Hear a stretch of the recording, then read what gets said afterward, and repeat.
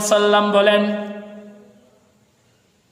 কিয়ামতের ময়দানে যারা রোজা রেখেছে, যারা সিয়াম পালন করেছে, ওই কিয়ামতের ময়দানে জান্নাতের মধ্যে একটা রাইয়ান দরজা আছে। ওই রাইয়ান দরজা দিয়ে একমাত্র তাদেরকে প্রবেশ করাবে যারা রমজান মাসে সিয়াম রোজা পালনকারীদেরকে আল্লাহ পাক রব্বুল আলামিন রাইয়ান দরজা দিয়ে তাদেরকে প্রবেশ করাবে। শুধুমাত্র রোজাদারকে প্রবেশ করাবে, রোজাদার ব্যতীত আর কেউ এই রাইয়ান দরজা দিয়ে প্রবেশ করতে পারবে না। এই রাইয়ান দরজা দিয়ে যেই ব্যক্তি একবার প্রবেশ করবে, তার আজীবনের জন্য তার গলার তৃষ্ণা মিটে যাবে। পড়েন সুবহানাল্লাহ।